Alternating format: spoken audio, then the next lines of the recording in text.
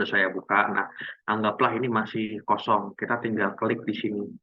Misalnya Sorry coach, coach, web ya, maaf maaf maaf. Coach, yang website ini kita harus daftar dulu atau enggak ya coach ya? nggak perlu daftar. Oke Kalau oke. kita daftar ketika kita mau masuk lelang.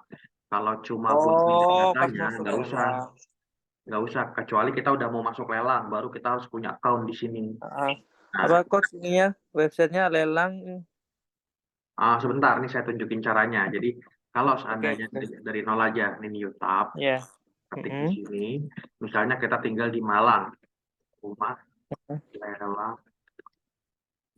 Rumah lelang Malang Misalnya kita tinggalnya di Malang. di Bandung. Nah, kalau misalnya kita tinggal di Bandung, ya tinggal Oh, tulis di sini KPNL rumah ini lelang ya keluar Bandung. ya.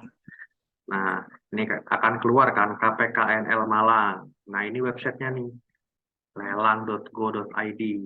Nah, kalau kita tinggalnya eh, di Depok misalnya kan, tinggal diketik rumah lelang Depok. Akan muncul nih nanti lelang rumah Depok, sorry terbalik.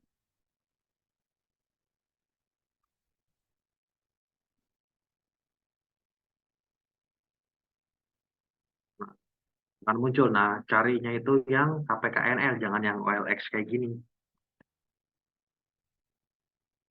Nah, nih, aduh, tadi sudah ketemu. Nih, KPKNL Bogor. Nah, di Depok ini KPKNL-nya tuh ikut KPKNL Bogor. Nah, kalau misalnya itu Depok, kalau misalnya kita tinggalnya di Medan, bisa rumah lelang Medan. Jadi di setiap daerah di Indonesia pasti ada yang namanya NPL. Nah, makanya kenapa saya buka mentoring ini tujuannya biar teman-teman yang ada di luar daerah bisa punya pilihan lain untuk beli rumah selain KPR atau lewat developer. Bukalah kalau misalnya di Medan, asetnya banyak, banyak banget asetnya. Nah, ini kan ada beberapa tuh.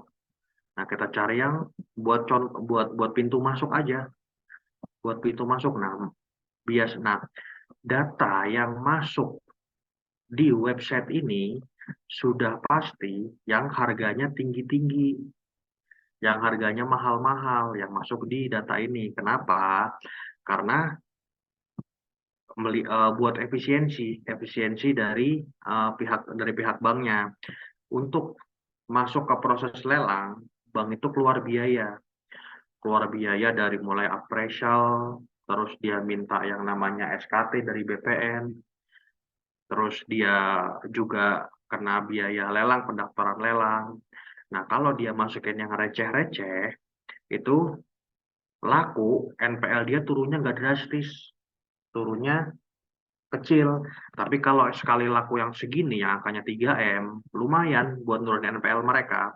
Bisa langsung berdampak di persentase NPL mereka. Nah, caranya kalau misalnya kita sudah datang ke bank ternyata nggak langsung dikasih, disuruh bolak-balik. Begitu datang ketiganya, ambil foto dari sini. Misalnya kita tinggal di Kabupaten Langkat, di Kabupaten Langkat. Nah, ini kan ada nih Bank OCBC, ya kan? Tinggal kita klik. Misalnya ini kita klik Bank OCBC, ini ketahuan. Tinggal kita scroll ke bawah. Nah, info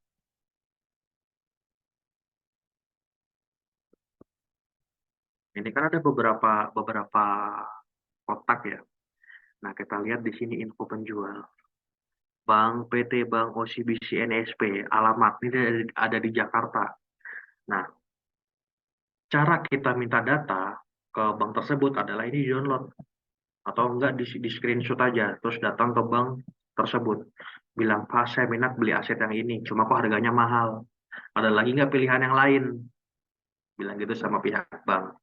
Lah, nanti bank akan nanya pemahaman kita, gitu, pemahaman pemahaman terkait aset. Tapi kalau kita udah datang berkali-kali, bank akan melihat bahwa kita serius. Gitu. Nah, akhirnya datanya juga akan dibuka sama sama bank. Nah, ini saya bahas satu-satu. Ya, kotak-kotak ini apa? Uraian ini uraian aset yang akan dilelang.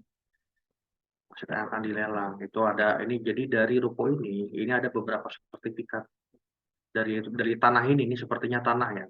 Dari tanah ini terbagi dari 3 sertifikat. Nah, ini disebutin sertifikatnya.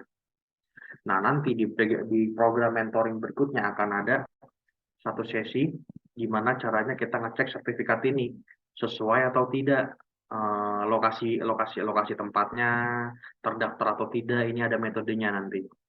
Nah, yang tahu metode ini cuma pengacara doang. Pemain-pemain chess yang lain nggak tahu. Nah, di kotak ini adalah data-data dari aset yang akan ditawarkan.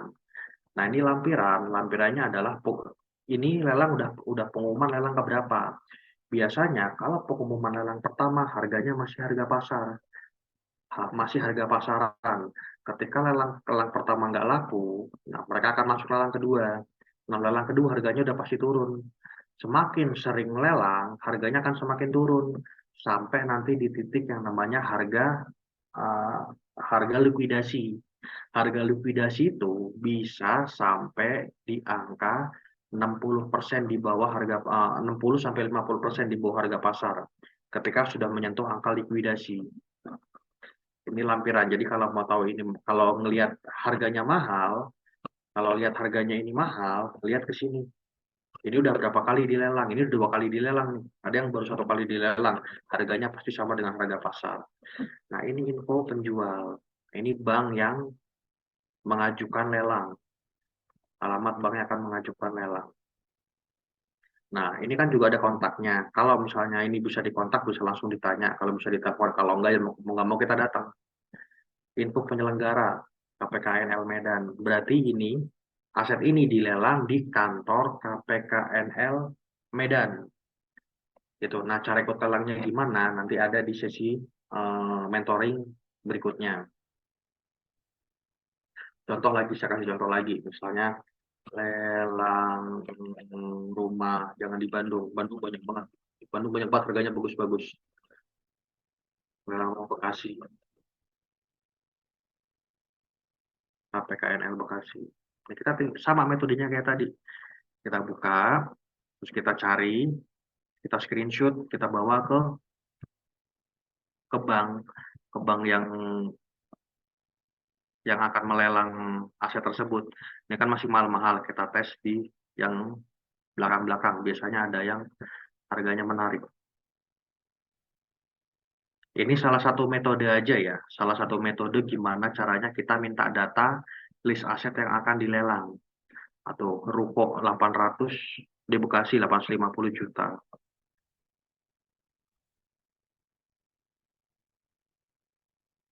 Rumah, rumah ini bagus nih rumahnya. 700 juta. Ini di Bank Misuho, Bank Jepang. Ini kalau udah bank swasta begini kita nawarnya lebih enak. Beda sama plat merah. Kalau plat merah biasanya agak agak agak susah buat turun. Tapi kalau bank swasta ini kita bisa bisa bisa nawarnya lumayan. Tergantung kita negosiasinya pinter apa enggak. Pinter atau apa enggak itu kan nanti tergantung jam terbang ya. Rumah di Rawamangun kalau ngeliat sekilas kan harganya kan bagus kan, harganya cuma 500 juta.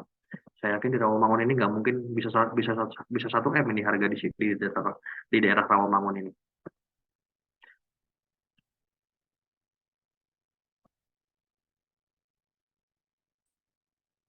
Makin ke belakang biasanya semakin murah. Nah, bahkan motor juga dilelang di sini, motor sitaan bank, terus motor sitaan leasing atau aset hasil korupsi juga dilelangnya lewat KPKNL. 300 juta atau 200 juta. Gini cara cara cara minta, salah satu metode buat ngecek daerah tersebut ada aset yang akan dilelang atau enggak. Jadi jelas ya, ketik aja di browser rumah lelang lelang rumah kota teman-teman. Itu kalau teman-teman mau nyari Bali ya bisa lelang rumah Bali. Kita lihat PKNL Denpasar.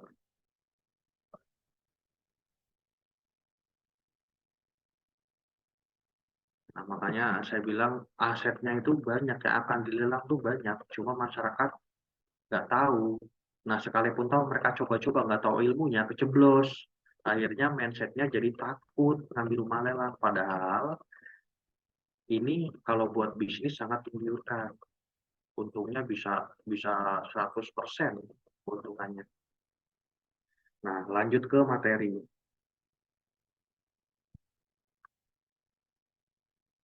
Lanjut ke materi mana dari materinya? Terus, wah,